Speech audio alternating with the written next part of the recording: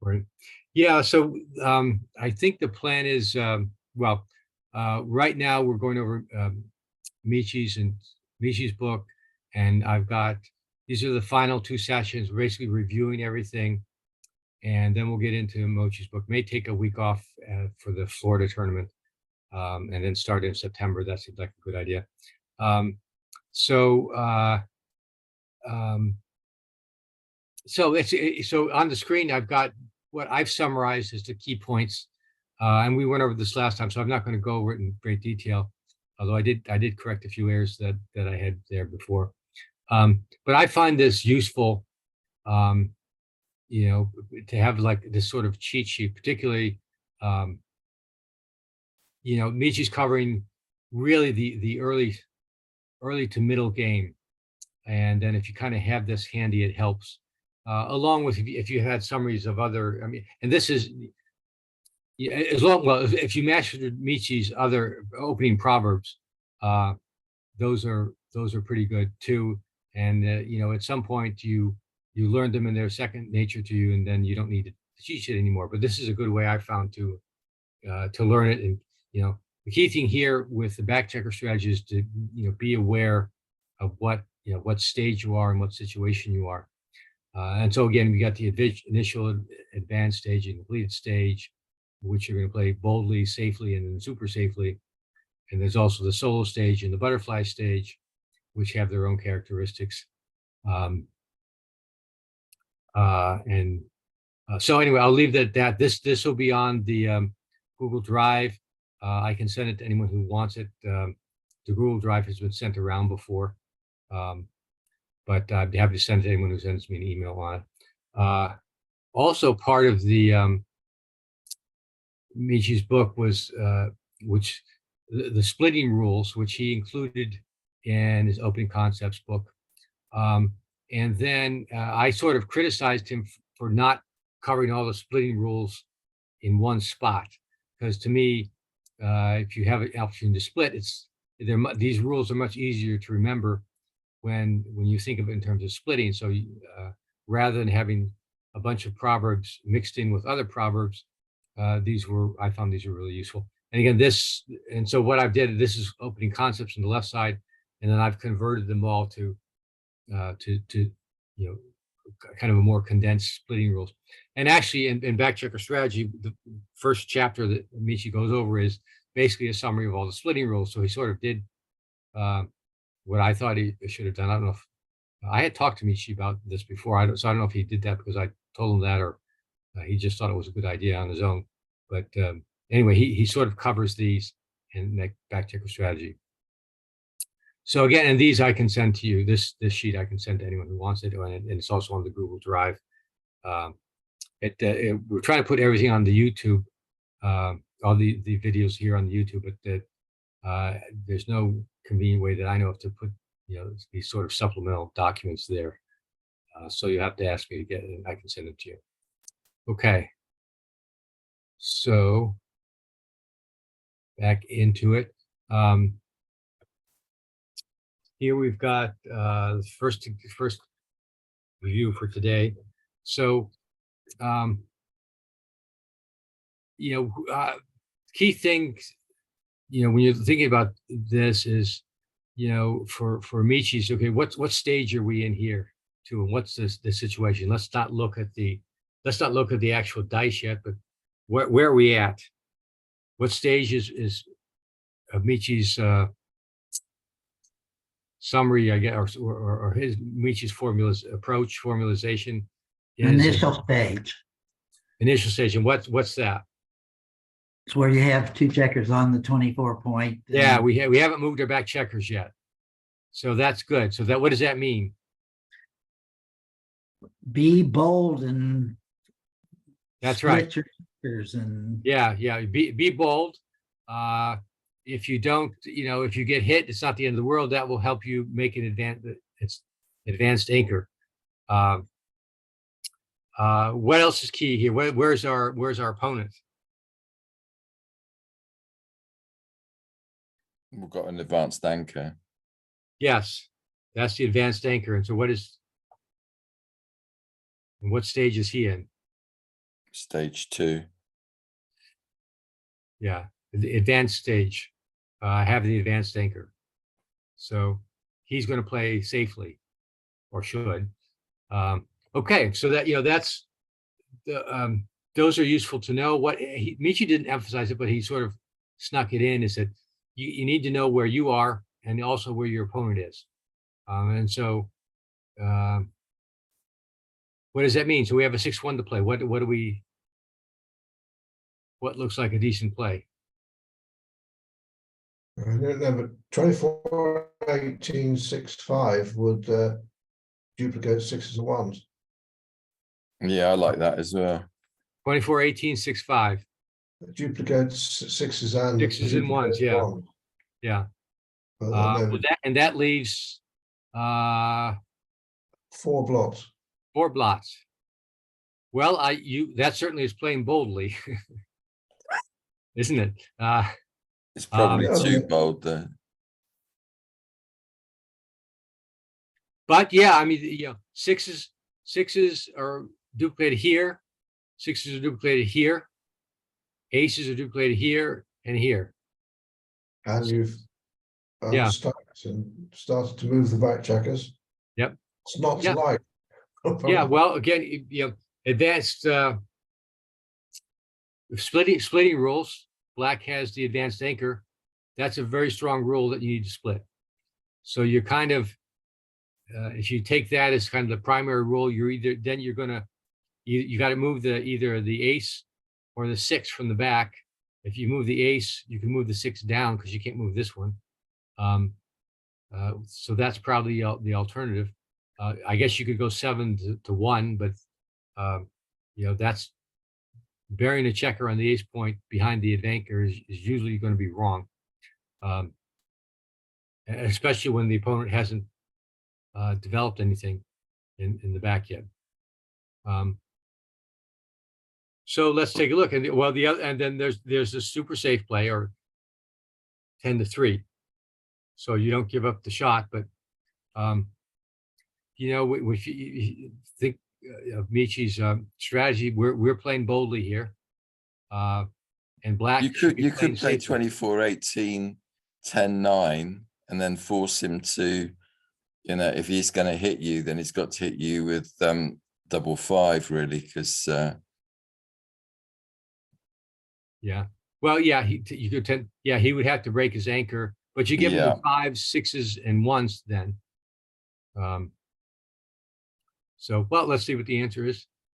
And the answer is play boldly. Oh. So it was right.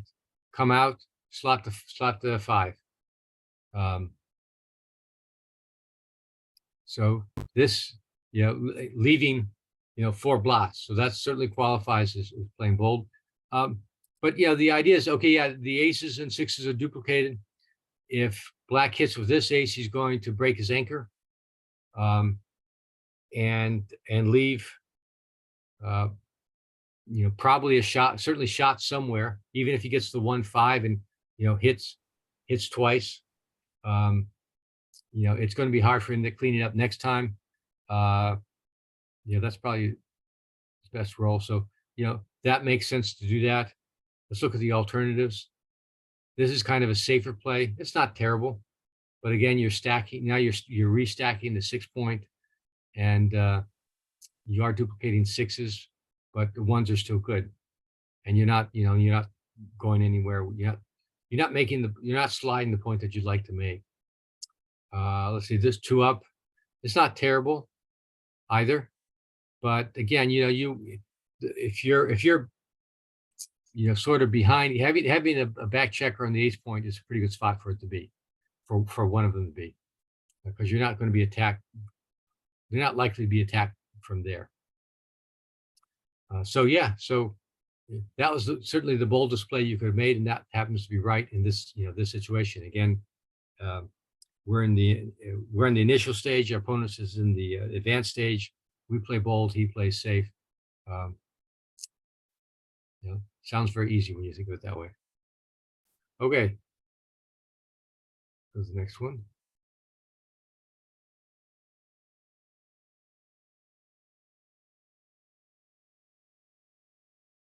Yeah, so this is a tricky one. And it's a particular rule that that Michi covers, but let's look at it. What do we do here? What do we see?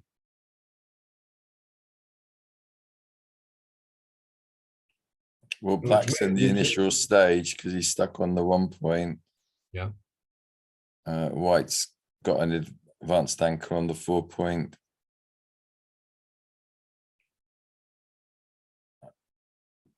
I would say it was really important to cover the 5 points. So. Yeah. 8-5 and 21-18. It Yeah, looks the there are- obvious move, but it might be Yes. wrong. Yeah. Well, there are so many good plays here. This is like, this is the kid in the candy stores, which, what are you going to get? Because it all looks good. Yeah. So it'd be very hard. It's almost automatic to come out and hit, and, make the bar point there. It should also almost automatically be to make the 5 point, because that's, it's a 5 point. That's the most important point. And, we can make a 3 point board. It's hard to turn that down. But I will tell you, it's the wrong play. And, Is it Michi, 13-7 twice then? come down and make the bar. Yeah, then you're really trying to trap the 2 checkers. Yeah. Well, you're making a pretty strong prime. But, the problem with that is, how do we make the 5 point? Yeah, I know it's difficult to make the 5 point, but it's you got still 3 difficult for him spares to come out. Yeah, and then any of these spares breaks the prime. So that's not the right move. I'll give you a hint, and I'd sort of forgotten this one. You make it the has 3 to- points and the 5 point.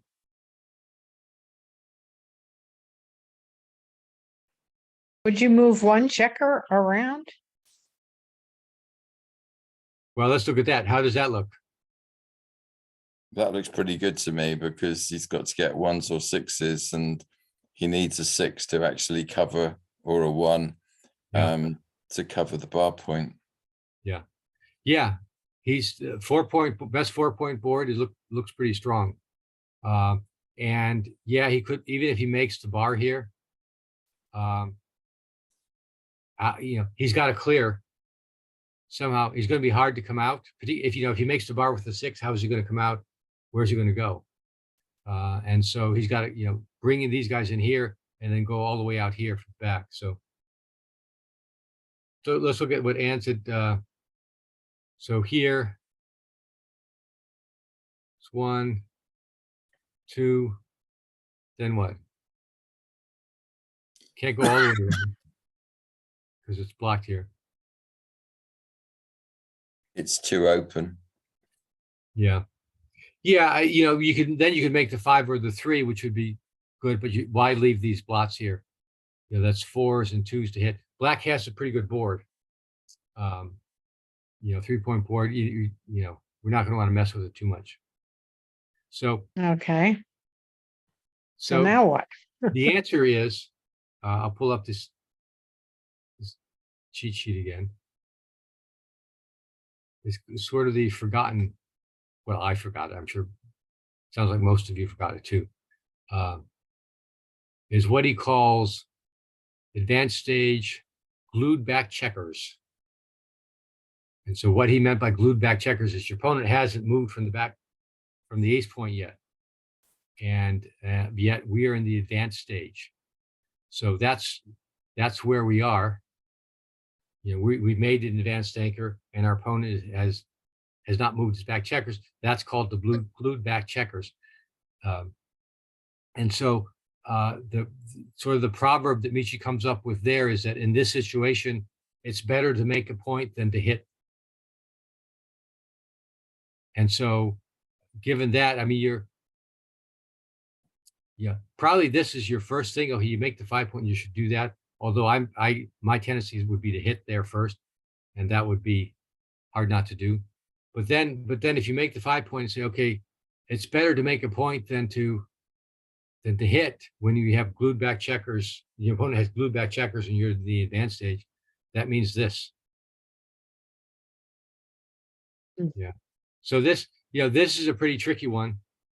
I'm not sure that I would get it even having studied this, because it's sort of like an obscure section of Michi's book. But it turns out that not only is it right, the Oh, next wow.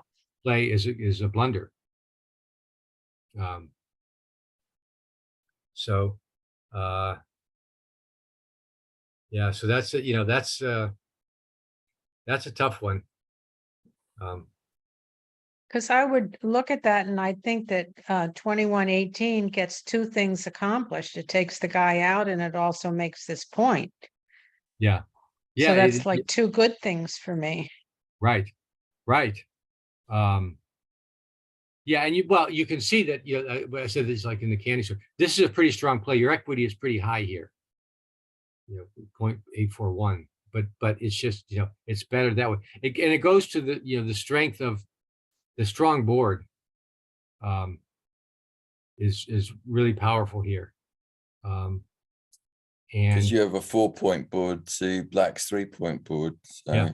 and Yeah. you've got the advanced anchor, so you don't really need to worry about covering that bar point, because you've still got 5s and 6s to come out. Yeah. Yeah. And your opponent is now in trouble the rest of the game, because if he leaves a shot and gets hit, you're looking at good gammon chances. Mhm. So and Black doesn't have that much timing. His midpoint is stripped. He can make the bar, but if he makes the bar, how long can he hold it? And the answer is, well, not very long. The other thing too is, okay, now we've utilized all our checkers. We got everything is working here. We have a spare here, and that's it. All the everything is working here.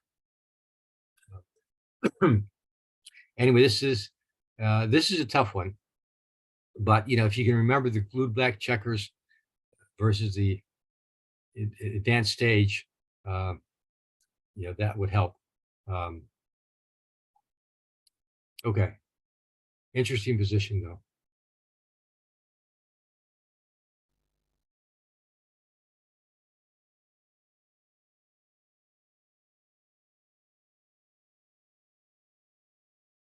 Okay. So what do we have here?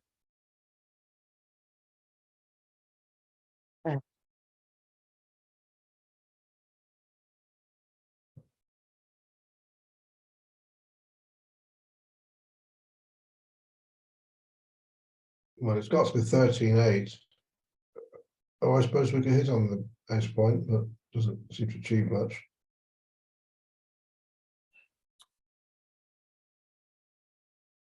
Well, Being 22 pips ahead, could you risk? Is it worth doing, taking the risk now of actually playing 18, 13, 18, 16?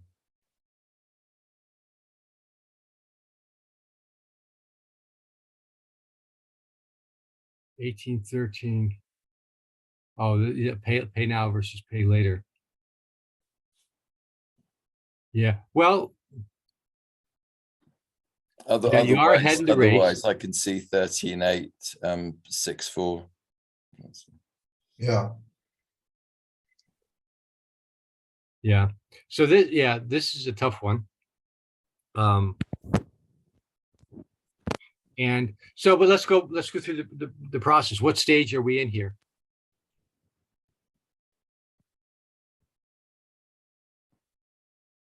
But we're in an advanced stage.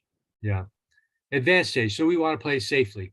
Now we're not completed stage, so it's not super safely, but we want to play safely. So, so we play 13-6. Yeah, 13-6 is the safest play. Let's just look at this one. I'm always tempted to do this, and it's frequently wrong. because but it seems like, there's nothing really great to do. And here, if we, well, the key thing here is that even if we don't get hit here, we're not safe. We're not out of the woods yet. Oh no, it's a long way to go because we've got Because we 5 got to on bring the- this one all the way somewhere, and we don't, we're stripped on our 8-point. We got only one landing point. He's got the goalkeeper, so we can't just dump checkers in. And so, and then he's got a 3-point board. So generally, you're not going to want to do that unless there's no other choice, or you're so far ahead that you're not worried about it. So like if you roll double sixes, the only time I found that this is the right is if you roll double sixes to start and your opponent hasn't, made any points, then it's often right to, try to sneak ahead, and you leave the shot now before he's got a board. But in this case, the board is not too good. So, this is a tricky one because if you follow the play safe, which is kind of Michi's rule here, when you're in the advanced stage, you actually come up with the wrong answer. Yeah. Because this I is the like safe that. thing. Yeah, I like that 13-8-6-4. So. Yeah. And the idea here is, and this is tricky. He didn't really cover it in his book, but you make this play, and next time, it's not, it's the safe play, but next time, what are you going to do? There are a lot of bad rolls from this position.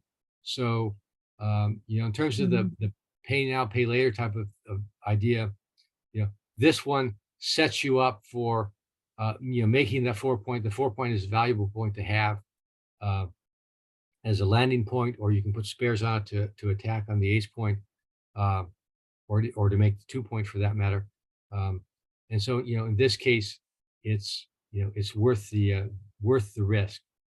It's hot, you don't really get that from Michi's proverbs in this case, because it's play safe. You're at the advanced stage, play safe, but now this isn't exactly a safe play.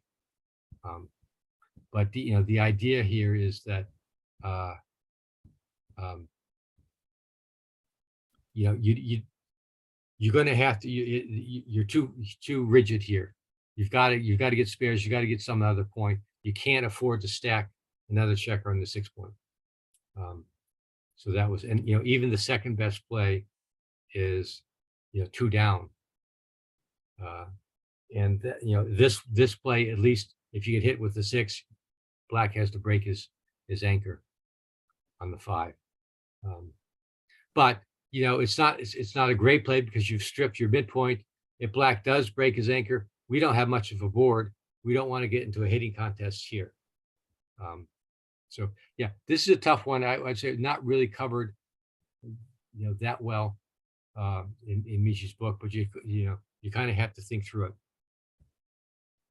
And it's not obvious that this is the right play.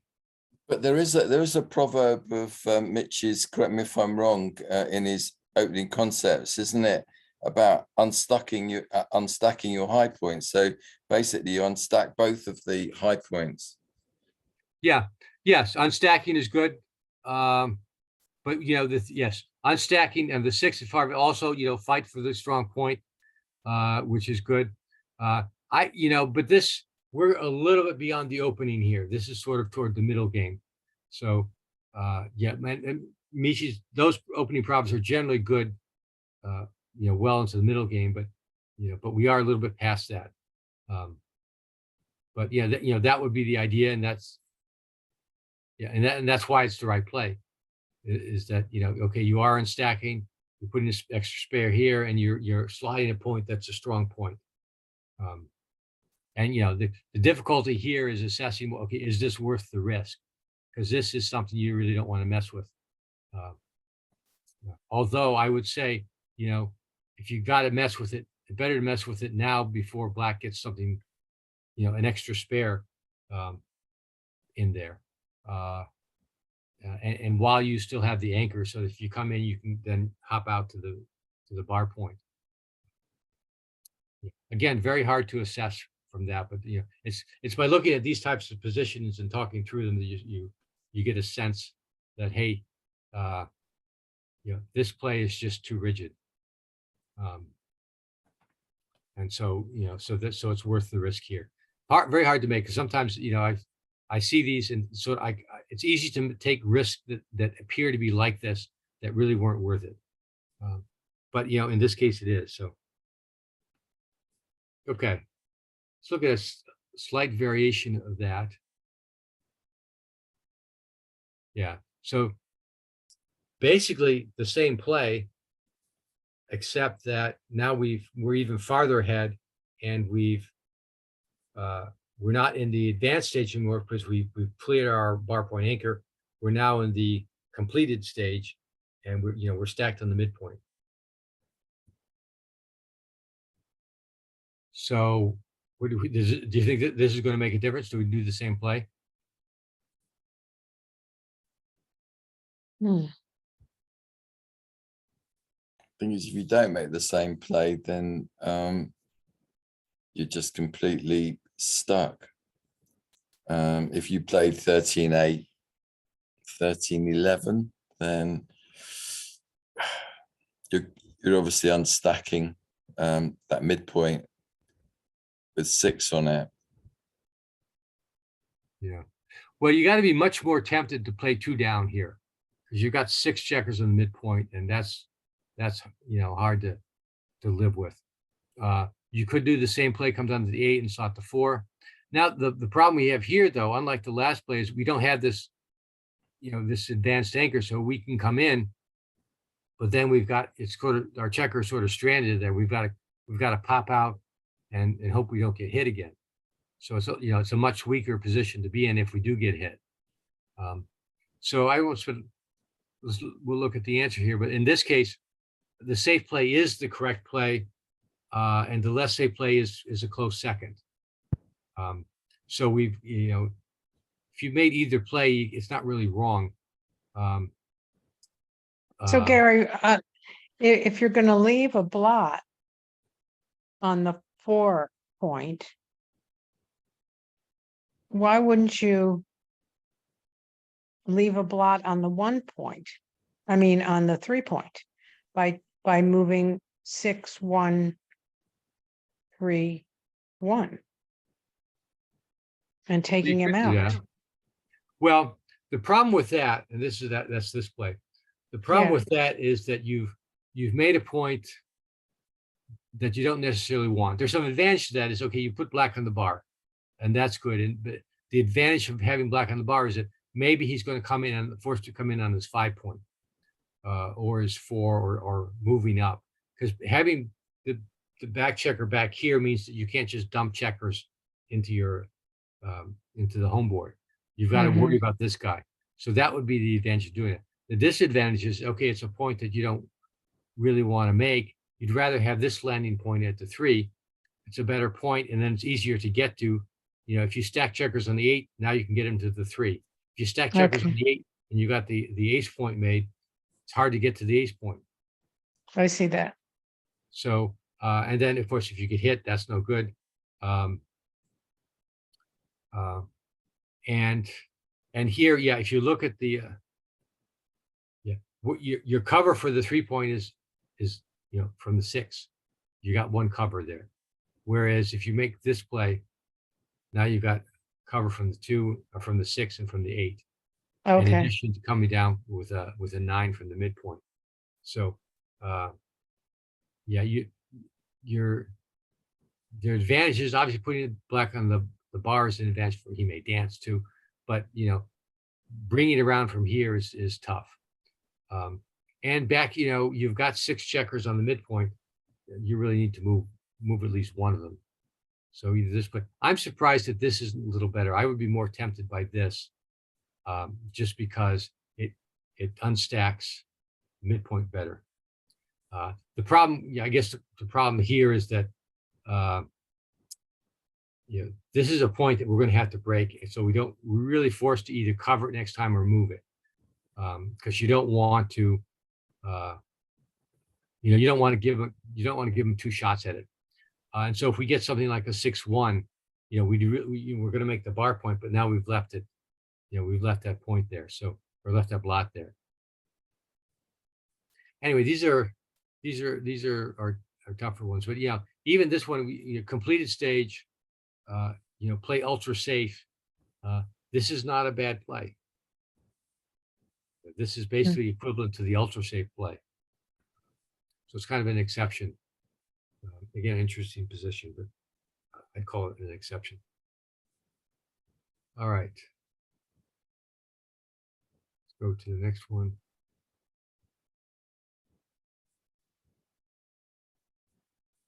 Yeah, here's a tricky one. Wow. This and this one.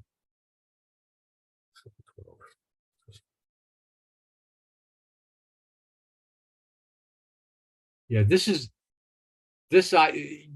from, I think, what I call the outlier idea in Michi's book, because it doesn't really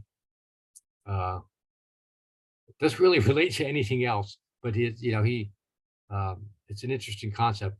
It doesn't come up often, and it's hard to apply. I found when it does, but you probably don't remember it, because I wouldn't have. I like taking twice here. Yeah. It's called the F13. Does anyone remember what the F13 meant? No. Yeah. The idea was F13 says fight with 13 checkers. Oh. And the idea is when you've got this, lone checker back pretty much, and basically black just needs to bring it around, is you want to bring as many checkers as you can, preferably 13, which is where the F13 comes from, into the containment. So, with double sixes are always tricky when you've got, a lot of options to play, because it's not clear. The first thing is usually they're great if you're in a race and you can move, the back ones. Here we're in a race, but we're down 64 pips, so we're not going to win a race. So we're not racing here, and we can't move our back checkers at all. So, we're really left to, this one or these four. So,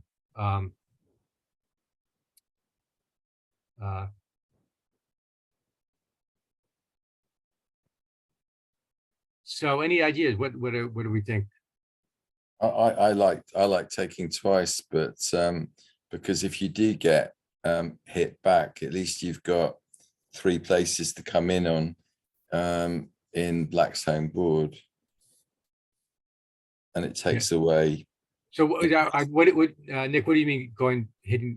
What did you mean by twice? What's the move?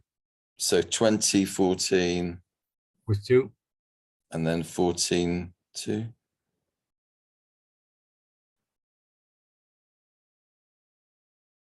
to 8. Yeah.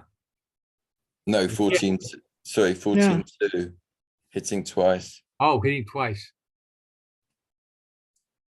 Oh, I see. Oh, that's an interesting move. Yeah. It's obviously wrong the way you said that.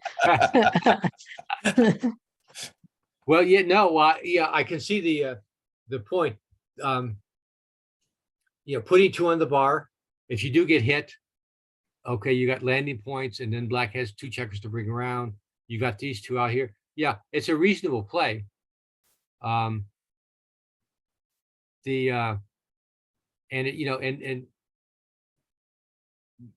Michi, that's not the right play. Put it back. Oh.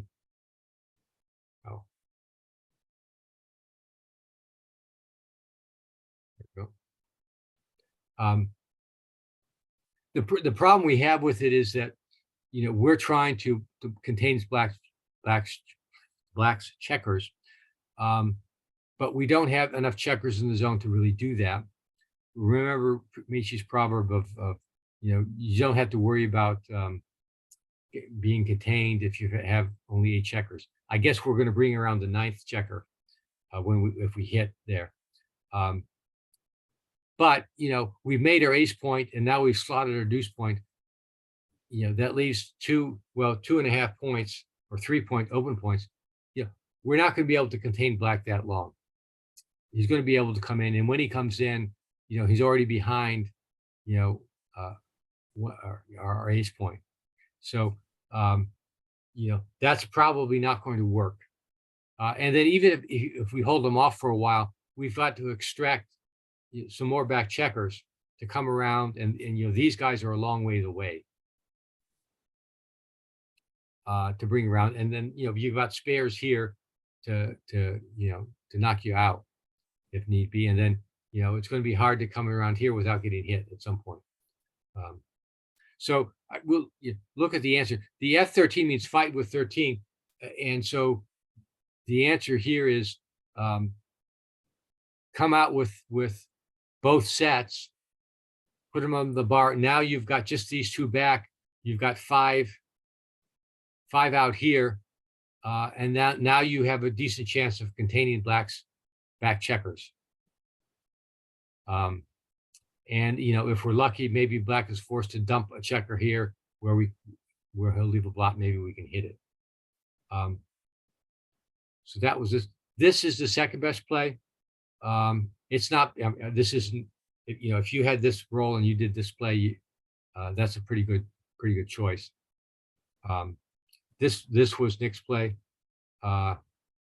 Again, it's going to be hard to contain black because you've got the deep points. You're going to try to make this point, but you've got a lot of work to bring these guys around, and you've got two checkers here, and you're going to even if you cover the two, you got a spare here. It's going to be hard to contain black from there in the time frame that you have to move the checkers around. This one. Say again what F13 stands for again. Say again what it. Fight with 13. Okay. So and that's a pretty it's a pretty difficult concept. Even the examples Michi showed were tough because they often involve bringing some an extra checker out in the middle of nowhere just because you need to bring that extra checker around, and it was kind of a desperation move. This is less of a desperation move. You're actually not too bad of shape once you make this play. Here it's almost a 45-55 game, so you don't quite have the advantage, but you've come a long way. But this one, this is a good play. Now you've brought 10 checkers in the zone. This is a good blocking point. I don't know if I mentioned it before, but if you have a blocking point that's 6 away from an open point, that's pretty good. If it were here, it would not be as good. But this black won't necessarily get through that easily. So you have a decent chance to contain here. But again, the idea here is okay. We've got to contain 2 checkers, bring 15 checkers to bear on them, or I'm sorry, bring 13 checkers to bear on, and that's the idea. Again, not a mainstream concept of that. It's kind of like I thought it was sort of a side thing in Michi's book, but what it reminds me of, Gary, is when you get a kind of a late game shot and you don't have much of a board and you don't have much ammunition to make a board, that your best strategy is trying to control the outfield and catch them as they come around. Yeah. Rather than kind of hoping to make points and keeping them on the bar, keeping them busy. Yeah, that's a good point. In fact, I played Karen in Michigan and lost a game and a match because I didn't do that. I brought checkers in to try to make the point, close her out. I got a late hit. Yes, and Karen's right. The idea really is, for containment purposes, is to flood the outfield, let your opponent pop out and hit them back when they do pop out, and then keep them back there and try to fill in the board rather than to bring checkers around a little bit prematurely before you have enough to. With this position, I feel like the next roll you're going to be begging for a 6. Because you're not gonna be able to do much constructive over here. Yeah, yeah, that's a And good so point it's too. kind of like, last roll, I had the sixes and I didn't Yeah. use. Right. Exactly, yeah. Yeah, you look at, if black, say black dances, what are you gonna do? You're gonna probably break this one, unless you get another six. If you get a six something, you're probably being one checker out, and then you're vulnerable to being hit back. Um, and so you've got this checker to play with. If you don't get, if you don't, I mean, obviously get double ones or 3-1 or something, or can hit, those are all good rolls, but you don't have a lot of maneuver, you don't have a lot of flexibility here with that. Because you've got to extract these checkers and then these checkers, and that's not necessarily easy to do. Okay. Let's go on to the next one.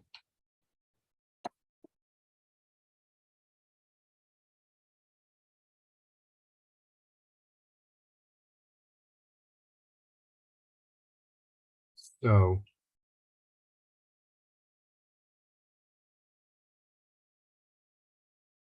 what do we think of this one?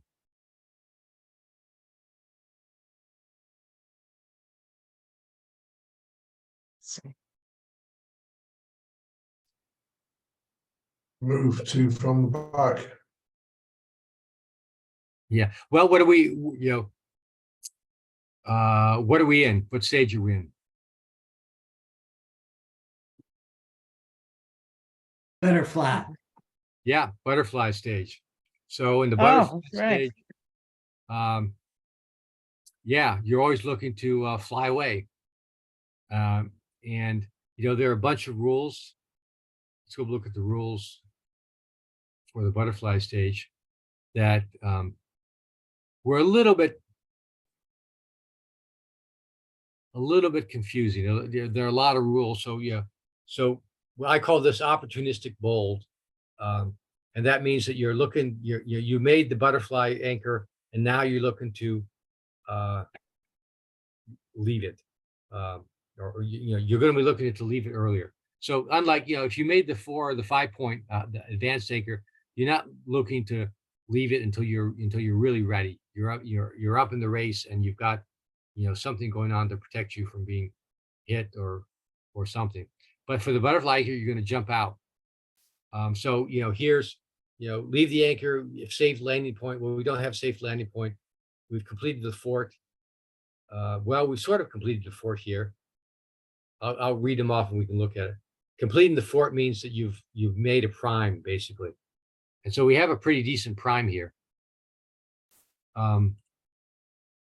Other things, we give a direct shot. Otherwise, yeah, we don't really have, we don't have to leave a direct shot. We could make the 4 point, but we leave, we leave it 8 and 10 vulnerable, and we sort of wrecked our fort here. We have made a good point, but so that's not great. You're ahead in the race. Yeah, the race is key here. We're way up in the race here. So that would lead us not to do that. But this is another tricky one though, because with Michi's rules, one of the you're going to hold the anchor if your board is not developed. Well, a board is not really developed that well. I mean, we got a 3 point and a 6 point. That's something, but that's not well developed. You would put 2 checkers in danger. Well, if we break the anchor, we're going to have to do that because the 6 doesn't come out. We can't safety any of them. So we either come out with 2, or I don't know what the alternative is. There's no good 4, and there's no good 6. So we're going to break that rule. If your opponent has run it, well, your opponent hasn't run here. So, So would you make the So- 2 point? well, we could make the 2 point, but we break the 8, and the 2 point is not necessarily a point that we want. So, I was initially looking at making the 4 point, to be honest, because at least you've got a 3 point board and he's still got to come in. yeah, Um, yeah, you can't, making the 4 point is would be a really nice thing to do. Because now you've got a good 3 point board. Your opponent's on the bar. Anytime your opponent's on the bar, making an extra point, is helpful. But the problem is you've got 5s and 8. Well, you've now left blots in the 5 and 8 point. And so, you're giving your opponent some good shots. So he needs a 3 or 5 coming in. So you got 1 3 1 5 2 3 2 5 5 3 5 5. So what 1 3 1 5 is 2 is 4 is well 2 rolls 4 rolls, so that's 8 rolls. 5 5 is 9 and 5 3 is 11. So you're given 11 rolls to come in and basically get back into the game. And it really puts you under and it puts you into some trouble because now this is a fairly decent structure. He's got checkers here to come in and build more. If he comes out and hits, he's got another checker that can be used. And what do we have? We have no midpoint. Our outfield is kind of in the shatters if we've gotten hit, and we're in trouble here. Okay, So what's the answer? Well, the so we answer have to is fly. to fly. yeah. Is to fly. Yeah, and the thing is, you this is not, you're gonna look at this and we're at what's this gonna be? So how many shots is that then, Gary? 53. Yeah, this is barely a 50-50 game. We're a little bit better than 50-50 game. Yeah, well, this is even more shots because now it's a 6 and a 4 coming in. So 1 6 1 4 2 6 2 4 4 4 4 6 5 6 5 4. So a lot of return shots. But any of these return shots also leaves return shots. I guess except for maybe double 4s. Well, yeah, well, even double 4s leaves a return shot. Depending on, you're going to come with a 4, you're going to come down here with 2. And then where's your 4th 4? It's a return shot. So, yeah, I mean, so there are more shots. You're leaving more shots here, but having left these shots, you've still left this structure in place. Yeah, which is really strong. Yeah, which is, yeah, well, it's strong in terms of causing trouble for black. If we get around this, we still got to come in. So that's going to be a challenge. But black is not going to, it's not going to have an easy time necessarily popping out of there. So, again, it's the key thing here is, you're in the butterfly, you got the butterfly anchor, and, you're going to look to break that. And so that's the right play from here. All right, let's call that the last one. That was 13. Because that's enough for one day. These will give you a headache. These aren't easy. and Michi's rules, they help, but and this one, he gave a bunch of rules for when you stay and when you go. And basically his rules didn't help with this. It's just, other than, okay, your butterfly anchor, you got to consider breaking it. Because a lot of the conditions he had were not so great here. So, okay. So that's it. Let me turn off the recording.